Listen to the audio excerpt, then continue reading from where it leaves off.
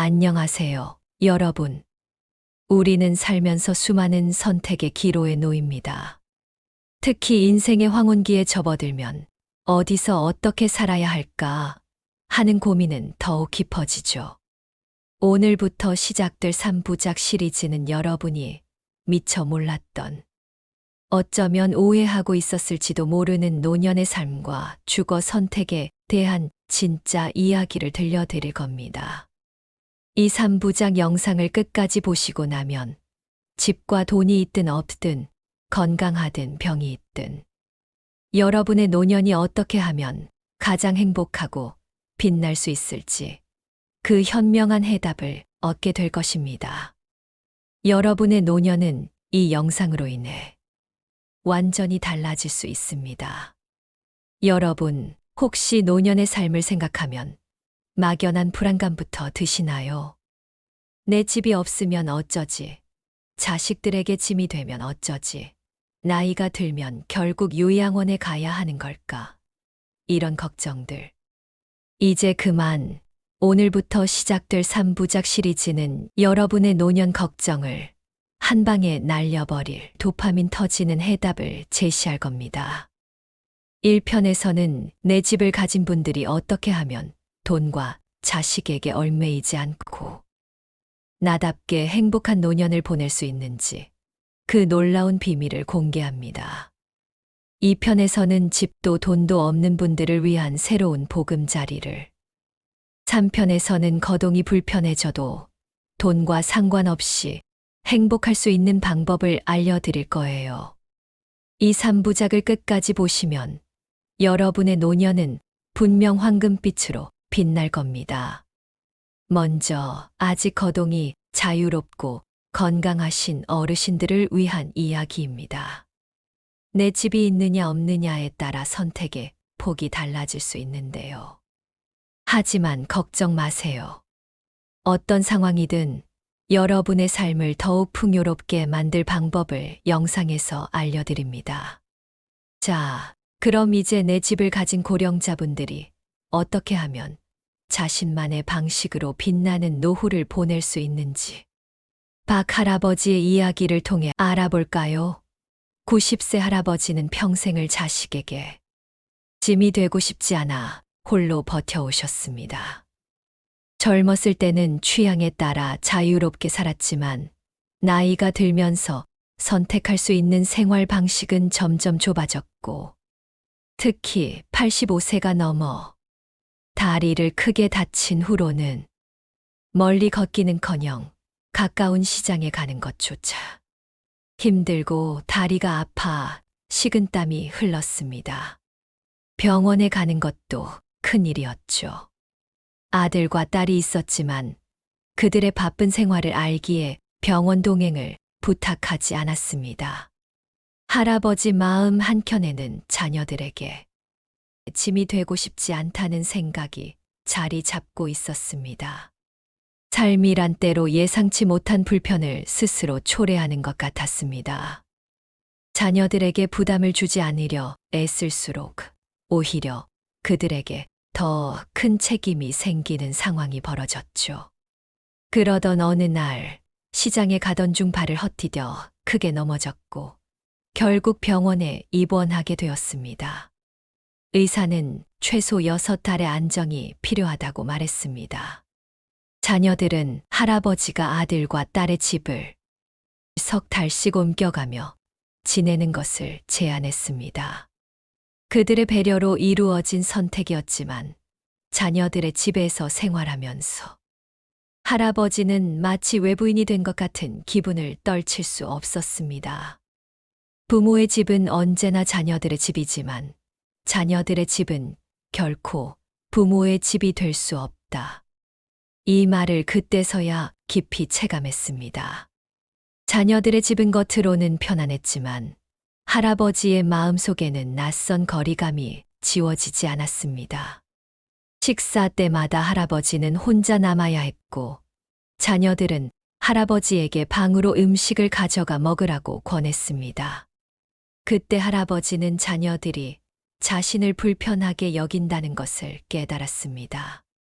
그들은 나이 든 할아버지를 불결하게 생각하고 귀찮아하는 듯한 태도를 보였습니다. 가장 견디기 어려운 것은 그들의 차가운 말투였습니다. 물론 할아버지가 이 시대에 뒤떨어지고 가끔 말이 엇나간다는 것을 인정했지만 자녀들이 어렸을 때는 더 엉뚱한 말을 했을지라도 할아버지는 그들을 따뜻하게 품지 않았을까요? 이제 나이가 들어 그들의 냉담함을 마주하며 참아야만 했습니다. 반년이 지나 몸이 조금 회복되자마자 할아버지는 서둘러 자신의 집으로 돌아왔습니다. 그리고 그제야 진정으로 느꼈습니다. 누각도 내 풀 한 포기만 못하다는 말의 의미를요. 하지만 다리를 다친 후유증은 깊이 남아 있었습니다. 멀리 걷는 것은커녕 가까운 시장에 가는 것조차 큰 일이 되었습니다. 장을 보고 돌아오는 길에는 다리가 아파 식은땀이 흘렀습니다. 결국 간병인을 고용하게 되었고 매달 500만 원의 월급을 지급해야 했습니다. 이 금액은 할아버지의 연금을 초과하는 것이었고 자녀들이 매달 일부를 지원해 주지 않았다면 간병인을 유지할 수 없었을 것입니다. 생활은 점점 궁핍해지고 삶의 무게는 더욱 무거워졌습니다. 하지만 그 속에서도 할아버지는 홀로 버티는 법을 배워갔습니다. 할아버지 집의 식탁은 늘 소박했고 가정의 진수성찬은 꿈 같은 이야기였으며 할아버지 삶의 원칙은 배부르면 충분하다는 것이었습니다. 음식에 많은 돈을 들일 여유는 없었고 그런 소박함은 결국 간병인들이 오래 머물지 못하게 만들었습니다. 다른 가정들은 간병인을 위해 따뜻하고 풍성한 식탁을 준비할 수 있었지만 할아버지 집의 식사는 소박한 정겨움에 그쳤습니다. 간병인들은 며칠을 채우지 못하고 떠났습니다. 그들은 식사가 토끼 먹이 같다며 불만을 터뜨렸고 할아버지의 생활 방식에 적응하지 못했습니다. 점점 더 간병인을 구하는 일이 어려워졌습니다. 간병인 소개소 직원들조차 할아버지 집에 사람을 보내기를 꺼려했습니다. 그들은 간병인들이 할아버지 집의 조건에서는 오래 버티지 못할 거라며 다소 안타까운 눈빛으로 고개를 저었습니다. 결국 아들에게 부탁해 요양원으로 들어가게 되었습니다. 그곳은 저렴한 요양원이었고 시설은 부족했지만 할아버지 연금으로 비용을 감당할 수 있는 유일한 선택지였습니다. 자녀들도 더 이상 간병인 비용을 지원할 필요가 없어졌고 생활에 한결 여유가 생겼습니다. 할아버지는 자녀들의 짐을 덜어주겠다는 마음으로 요양원에서 남은 생을 보내기로 결심했습니다. 하지만 요양원의 군대식 생활은 할아버지의 자유로운 성격과 맞지 않았습니다. 집단 생활의 규율 속에서 숨이 막히는 듯한 나날을 보내던 할아버지는 한 달 만에 요양원을 떠나게 되었습니다. 다시 집으로 돌아온 할아버지는 독거 생활을 시작했습니다. 다행히 그때 온라인 장보기 서비스가 생겨났습니다. 딸에게 매일 온라인으로 장을 봐달라고 부탁했고 아파트 단지 입구의 작은 마트에서 물건을 가져올 수 있었습니다. 멀리 걸을 필요가 없어 다리가 덜 아팠습니다. 마트를 운영하는 젊은 부부는 늘 친절했습니다. 할아버지가 힘겹게 걷는 모습을 보면 그들은 매번 엘리베이터까지 물건을 들어다 주었습니다. 시간이 흐르며 할아버지는 그 부부와 친해졌습니다. 서로의 일상에 조금씩 스며들며 따뜻함을 느꼈습니다. 이러한 생활은 반년간 계속되었습니다. 비록 현재의 삶이 나쁘지 않았지만 사람은 앞날을 대비하지 않으면 반드시 불안을 마주하게 됩니다. 나이가 들수록 체력은 점점 떨어지고 혼자의 힘으로 생활할 수 없는 날이 올 거라는 생각에 불안해졌습니다. 그런 미래를 떠올릴 때면 마음 한구석이 먹구름처럼 무거워졌습니다. 어느 날 아파트 단지 입구의 작은 마트에서 물건을 가지러 갔을 때 젊은 부부가 심각하게 다투고 있는 모습을 보았습니다. 할아버지는 조용히 옆에 서서 그들의 대화를 들었습니다. 그들은 돈 문제로 갈등하고 있었습니다. 아내는 부족한 생활비에서 돈을 꺼내 아이에게 장난감을 사 주었다고 했습니다. 남편은 그런 아내를 나무라며 돈을 낭비한다고 했고, 아내는 아들이 오랫동안 장난감을 갖고 싶어 했기에 몇 년 만에 한 번 사준 것뿐이라고 답했습니다. 그들의 말다툼을 조용히 듣고 있자니 삶의 무게를 나누는 이들 사이에도 때로는 갈등과 아픔이 스며들 수밖에 없다는 것을 깨달았습니다. 그들의 모습이 할아버지의 지난 날과 겹쳐 보이는 순간이었습니다. 남편은 부족한 형편을 걱정하며 돈을 더욱 신중히 써야 한다고 아내를 타이르기 시작했습니다. 만약 돈을 함부로 써버려 아이의 학비를 감당하지 못하게 되면 어떻게 할 거냐며 목소리에 조급함이 묻어났습니다. 이야기를 조용히 듣던 할아버지는 문득 좋은 생각이 떠올랐습니다. 마음속에서 희미하게 피어오른 해결책이 할아버지와 그들의 문제를 모두 풀어줄지도 모른다는 예감이 들었습니다. 할아버지는 그들에게 다가가 조심스럽게 제안을 했습니다. 매일 잠깐씩 할아버지 집에 와서 빨래를 해주고 집을 정돈해주며 두 끼 식사를 준비해 주시면 매달 50만 원의 수고비를 드리겠다고 했습니다.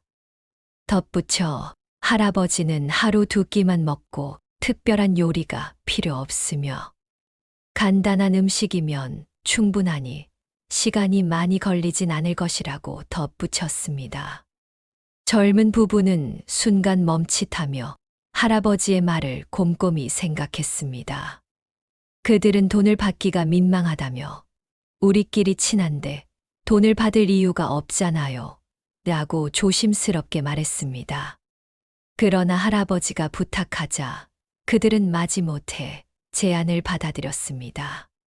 그들의 표정에서 할아버지가 큰 호의를 베풀었다고 느끼는 듯한 고마움이 엿보였습니다. 사실 매달 50만 원을 드리는 것은 할아버지에게도 합리적인 선택이었습니다. 간병인을 고용하거나 요양원에 들어가는 비용에 비하면 훨씬 경제적이었기 때문입니다. 그들은 매일 시간을 내어 할아버지 집에 와서 두 끼 식사를 정성껏 준비하고 집을 깔끔히 정돈해 주었습니다. 혼자 사는 집이라 일이 많지 않았기에 그들에게도 부담스럽지 않은 일이었습니다. 추가 수입에 만족한 젊은 부부는 일을 성실하고 세심하게 해주었고, 덕분에 할아버지의 생활은 점점 안정되기 시작했습니다. 할아버지와 그들은 서로에게 친밀함을 느끼게 되었고, 이런 관계가 1년 동안 이어지면서 할아버지는 간병인을 고용하거나 요양원에 가지 않고도 스스로 삶의 방식에 만족감을 느끼게 될 줄은 할아버지조차도 놀라운 일이었습니다. 매달 50만 원을 내고도 이렇게 정성 어린 도움을 받으니 마음속에 감사와 기쁨이 차올랐습니다. 할아버지는 그들에게 계속 자신을 돌봐 주신다면 500만 원의 보너스를 드리겠다고 약속했습니다. 젊은 부부는 깊이 감사하며 500만 원이 자신들에게 큰 금액이라고 말했습니다. 그들은 할아버지를 착한 노인이라고 여기며 더욱 정성을 다해 할아버지를 돌봐 주었습니다. 그 덕분에 할아버지의 노후는 한층 더 안정되고 평온해졌습니다. 85세 김 할아버지의 이야기도 들어보실까요? 많은 사람들이 노년의 가장 큰 두려움으로 자립 능력의 상실을 꼽습니다. 누군가의 돌봄이 절실한 상황에서 생의 의미와 가치를 잃어버리는 것은 몸의 아픔보다 더 큰 고통일지도 모릅니다. 특히 경제적 여건이 좋지 않은 노인들에게는 이러한 두려움이 현실로 다가오기 마련입니다. 김 할아버지께서는 85이 넘었어 자립 능력을 상실하신 뒤에도 생애 마지막 시간을 평화롭게 보내기 위해 스스로 해결책을 찾아내셨습니다. 이는 많은 분들께 귀감이 될 것입니다. 사실 나이를 먹는 것 자체나 죽음이 두려운 것은 아닙니다. 진정한 두려움은 움직임을 잃고 하루하루를 침대 위에서만 보내야 하는 무력한 삶에 있을 것입니다. 우리가 자유롭게 활동할 수 있을 때는 자신의 방식대로 삶을 꾸릴 수 있지만 그 자유를 잃는 순간 삶은 고립된 느낌이 들 수 있습니다. 경제적 여유가 있는 노인은 비록 자립 능력을 잃더라도 전문적인 간호를 받으며 안정적인 노후를 보낼 가능성이 높습니다. 그러나 그렇지 않은 사람들에게는 편안한 노후는 결코 쉬운 일이 아닙니다. 김 할아버지께서는 많은 돈 없이도 자신만의 방법으로 생의 마지막 시간을 따뜻하게 보내실 길을 찾아내셨습니다. 그는 이렇게 말합니다. 저는 85이 되었습니다. 아내는 3년 전 병으로 세상을 떠났고 그 이후로 혼자 살아왔습니다. 제겐 외동딸이 하나 있는데 딸의 삶은 순탄하지 못합니다. 사위는 믿음직하지 않고 돈도 잘 벌지 못하며 딸에게 폭력을 일삼습니다. 딸은 50이 넘은 나이에도 자신을 위해 온전한 하루를 살아본 적이 없습니다. 항상 남편과 아들을 위해 희생하며 출퇴근 외에는 온전히 가정의 일에 매달려 살아갑니다. 비록 사위가 딸에게 따뜻한 말 한마디 건네지 않더라도 딸은 이혼을 선택할 수 없는 상황입니다. 사위는 특별한 재능은 없지만 딸을 억누르는 데에는 능숙하기 그지없습니다. 딸이 이혼을 언급할 때마다 그는 폭력을 행사하여 딸은 더 이상 이혼 이야기를 꺼낼 용기조차 잃어버리게 만듭니다. 그가 이렇게까지 방자하게 행동하는 이유는 집안에서 딸을 지켜줄 사람이 없다는 것을 잘 알고 있기 때문입니다. 집에는 할아버지 같은 무력한 노인 외에는 딸을 대신해 줄 남자가 없습니다. 맞서 싸워줄 남은 없습니다. 외손자가 20살이 넘은 청년이지만 어릴 적부터 아버지의 폭력 속에서 두려움을 배운 탓에 어머니를 위해 나설 용기를 갖지 못했습니다. 딸의 상황은 그녀 자신조차 보호할 수 없을 만큼 위태롭고 할아버지를 돌볼 여력은 더더욱 없습니다. 아내가 살아 있었을 때는 서로 기대며 어렵게 일상을 이어갔지만 아내가 떠난 후 할아버지는 홀로 버텨야만 했습니다. 작년 뇌졸중으로 쓰러진 뒤 긴 재활 치료를 거쳤지만 결국 오른쪽 신체의 감각을 완전히 잃고 말았습니다. 자립 능력을 영원히 잃었다는 사실은 할아버지를 깊은 절망 속으로 몰아넣었습니다. 운명을 탓하며 한참을 울었습니다. 돌봐줄 자식도 많은 돈으로 노후를 준비할 여유도 없는 현실에서 매달 몇십만 원의 연금과 약간의 예금이 할아버지가 가진 전부였습니다. 퇴원 후 외손자가 병원으로 와 할아버지를 집으로 데려갔습니다. 딸은 사위에게 억눌려 있었기에 할아버지를 돌볼 수 없는 상황이었습니다. 딸은 직장을 그만두었지만 여전히 집에서 사위와 아들의 끼니를 챙기고 돌보며 자유롭게 움직일 틈이 없습니다. 집으로 돌아온 후 할아버지는 배달 음식을 자주 먹었습니다. 인터넷으로 주문할 줄 몰랐기에 외손자가 대신 주문을 해 주었고 할아버지는 매번 10,000원을 그에게 보내며 도움을 요청했습니다. 문은 늘 열려 있었고 배달원은 스스럼 없이 문을 열고 들어와 할아버지에게 음식을 건네주곤 했습니다. 외손자는 가끔 집에 와 화장실을 비우고 목욕을 돕고 쓰레기를 버려주었습니다. 하지만 시간이 흐르자 외손자는 점점 불만을 드러냈습니다. 여가 시간이 부족해 여자친구가 불만을 가지고 결국 헤어질지도 모른다고 말하곤 했습니다. 그는 간병인을 고용하라고 제안했습니다. 사실 그의 말이 없더라도 할아버지는 이미 알고 있었습니다. 외손자가 자신을 계속 돌보는 것이 지속 가능하지 않은 방법이라는 것을 말입니다. 그는 젊은 나이에 여자친구와의 시간을 누리고 결혼도 해야 할 시점에 있습니다. 그의 불만은 단순한 짜증이 아니라 그가 감당하기엔 버거운 현실의 무게를 말없이 드러내는 것이었습니다. 할아버지는 더 이상 그를 붙들어 둘 수 없다는 사실을 깨닫고 있었습니다. 결혼 후 외손자는 집에 자주 올 수 없었고 할아버지를 돌볼 시간도 부족했습니다. 할아버지는 그를 방해하지 않으면서 더 나은 해결책을 찾고자 고민에 고민을 거듭했습니다. 할아버지의 가장 큰 어려움은 한 달에 나오는 적은 연금과 거의 없는 저축으로 인해 노년을 편히 보낼 방법이 막막하다는 것이었습니다. 노인이 충분한 경제적 지원 없이 노후 서비스를 이용하기란 마치 척박한 땅에 나무를 심고 열매를 기대하는 것처럼 어려운 일입니다.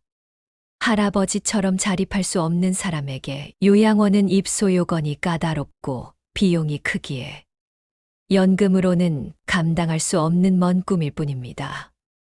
가정 간병인을 고용하는 일도 요양원보다 더 큰 지출을 요구하니 애초에 선택지조차 되지 못했습니다. 끝없는 고민 속에서 마침내 할아버지는 자신의 상황에 꼭 맞는 해결책을 떠올릴 수 있었습니다. 돈을 많이 들이지 않으면서도 자신의 노후 문제를 해결할 방법을, 그 답을 찾고 난 뒤 오랜만에 깊은 잠에 들었습니다. 다음 날은 주말이었고 아침에 눈을 뜨자마자 외손자에게 전화를 걸어 빨리 오라고 했습니다. 외손자는 중요한 일이 있냐며 곧 달려왔고 할아버지는 그를 자신의 침대 옆에 앉힌 뒤 2가지 선택지를 제안했습니다. 첫 번째는 집을 팔고 그 돈으로 실버 양로원이나 요양원에 들어가 여생을 보내는 것입니다.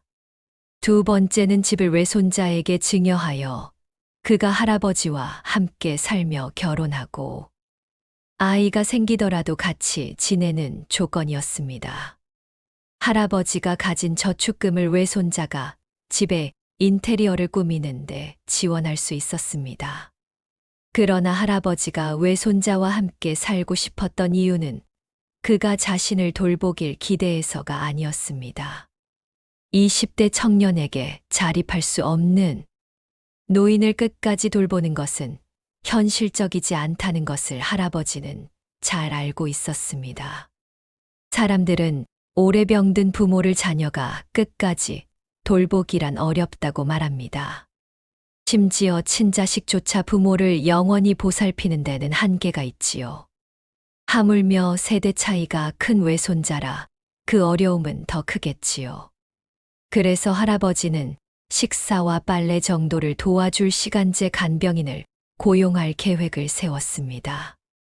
이 간단한 일은 한 달에 몇십만 원이면 충분했고 감당할 수 있었습니다. 외손자와 함께 살게 될 가장 큰 이유는 가끔 몸을 닦아주거나 씻겨줄 수 있는 도움도 중요했지만 무엇보다도 할아버지에게 큰 안도감을 줄 수 있다는 점이었습니다. 할아버지 같은 노인에게 가장 두려운 것은 혼자 집에 있다가 응급 상황이 생겼을 때 누구의 도움도 받을 수 없는 상황에 처하는 것입니다. 외손자는 이 제안에 2손을 들어 찬성했습니다. 그는 이미 성격이 거친 아버지와 사는 것이 힘들었기에 할아버지와 함께 살 수 있다면 마음이 훨씬 편해질 것이라고 했습니다. 할아버지가 외손자와 함께 살기로 결심한 이유 중 하나는 할아버지의 집이 넉넉하고 공간이 충분하기 때문이었습니다. 방이 3개와 화장실 2개로 이루어진 이 집은 손자가 결혼해 아이를 낳더라도 편안히 머물 수 있는 공간을 제공합니다. 다음 날 외손자는 중개소에서 시간제 간병인을 데리고 왔습니다.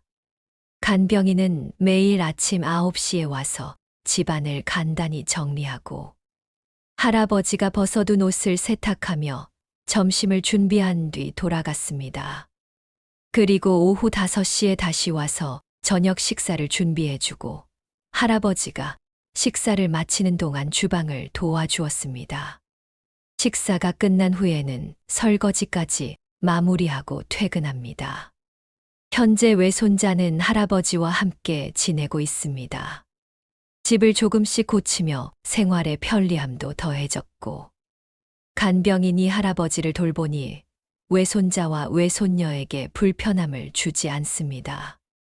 덕분에 가족 간의 관계는 더욱 화목합니다. 할아버지는 지금의 생활에 큰 만족을 느낍니다. 할아버지가 계획한 결과로 얻은 것들입니다. 비용으로도 편안한 노후를 보내게 되었고, 매달 연금에서 일부를 저축할 수 있어 기쁩니다. 할아버지는 확신합니다. 적극적으로 방법을 찾기만 한다면 경제적으로 넉넉하지 않은 노인이라도 자신의 상황에 맞는 노후 생활 방식을 찾을 수 있다고요. 노년이 되어 편안하게 살고 삶을 고통 없이 마무리하는 것은 모든 노인의 소망일 것입니다. 인간의 본성은 현실적이고 이기적입니다. 심지어 형제 간의 정조차도 어떤 시련 앞에서는 쉽게 무너질 수 있다는 것을 부인할 수 없습니다. 따라서 노인은 언제나 자신을 위한 대비책을 마련해 두어야만 불필요한 고통을 피할 수 있습니다. 자녀가 효를 다하든 아니든 노인은 언제나 비상금이 필요합니다.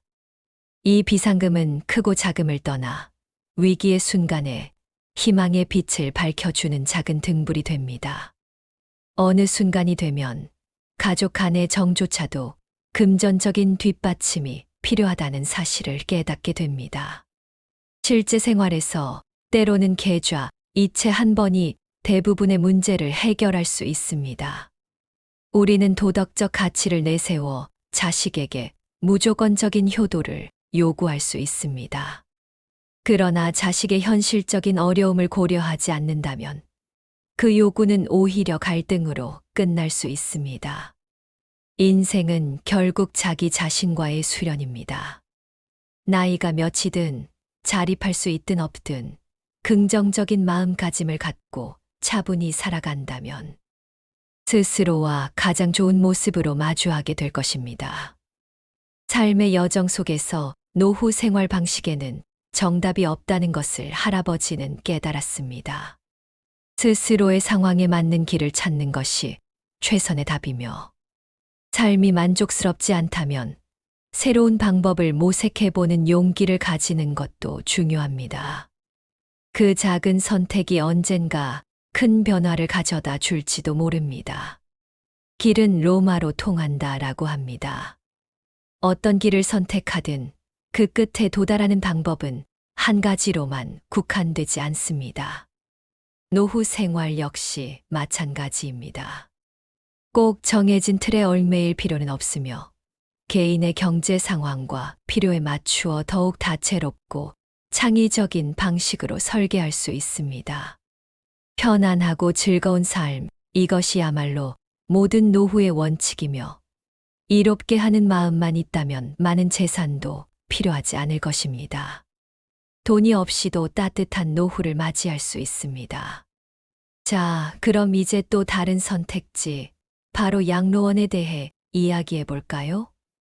양로원은 요양원과 비슷하게 들리지만 사실 그 목적과 역할이 아주 다릅니다. 양로원은 노인복지법에 따른 노인 주거 복지 시설로 의료나 요양이 아닌 주거를 목적으로 하는 곳입니다. 즉, 아직 건강하고 일상생활이 가능한 어르신들이 편안하게 생활할 수 있도록 돕는 시설이죠. 이곳에는 의사나 요양보호사가 상주하지는 않지만 급식 제공과 일상생활에 필요한 다양한 편의를 제공합니다.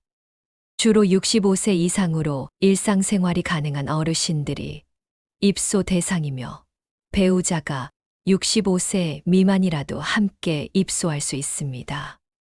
과거에는 자식들이 버린 곳, 고려장 당하는 곳이라는 부정적인 인식이 있었지만 이는 주로 정부 지원으로 운영되던 무료 양로원에 대한 오해에서 비롯된 것입니다.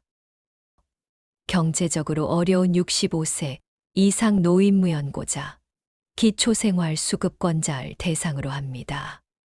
비용은 정부에서 100% 지원하며 노인 장기 요양 등급과 상관없이 입소 가능합니다. 주로 여러 명이 한 숙소를 사용합니다. 실비 양로원은 정부 지원을 받지만 일정 생활비를 본인이 부담합니다. 월 50여만 원 정도의 비용고와 500만 원 정도의 보증금이 발생하며 전년도 도시 근로자 평균 소득 100% 이하인 중간 계층까지 입소 대상이 확대됩니다. 유료 양로원 실버타운은 가장 비용이 비싼 형태입니다. 보증금과 월세를 지불해야 하며 건강하고 생활에 큰 어려움이 없는 만 60세 이상 노인이 입주합니다. 이곳은 가사 서비스와 식사가 제공될 뿐만 아니라 수영장, 헬스장, 도서관, 당구장 등 최고급 편의 시설에서 여가 생활을 즐길 수 있습니다. 더 클래식 500, 삼성 노블 카운티 등이 대표적인 예시죠. 현재 양로원은 어르신들이 공동생활을 싫어하고 혼자 살고 싶어하는 경향이 강해지면서 그 수가 줄어들고 대신 고령자 복지 주택이나 노인 복지 주택으로 전환되는 추세입니다. 하지만 유료 양로원은 오히려 더 좋은 시설과 서비스를 제공하는 경우가 많으므로 양로원이라는 이름에 대한 선입견을 버리고 시설의 실제 서비스와 환경을 꼼꼼히 확인하는 것이 중요합니다. 건강하고 활동적인 노년을 보내고 싶다면 양로원, 특히 유료, 실버타운은 매우 매력적인 선택지가 될 수 있습니다. 오늘 1편에서는 내 집을 가진 분들이 어떻게 하면 돈과 자식에게 얽매이지 않고 나답게 행복한 노년을 보낼 수 있는지, 그리고 건강하고 활동적인 노년을 위한 양로원이라는 선택지에 대해 알아보았습니다. 어떠셨나요? 여러분의 노년이 벌써부터 빛나기 시작하는 것 같지 않으신가요? 하지만 아직 끝이 아닙니다. 다음 2편에서는 내 집도 돈도 없는 분들을 위한 기적 같은 보금자리를 공개할 예정입니다. 아들에게 버림받고 반지하에서 홀로 지내던 할머니가 어떻게 새로운 삶을 찾았는지 그 감동적인 이야기가 여러분을 기다리고 있습니다. 이 영상을 놓치면 평생 후회할지도 몰라요. 지금 바로 구독 버튼을 눌러주세요. 그리고 알림 설정까지 해두시면 이 편이 공개되는 순간 가장 먼저 황금빛 노년의 비밀을 만나보실 수 있습니다. 여러분의 빛나는 노년을 위해 다음 편에서 꼭 다시 만나요.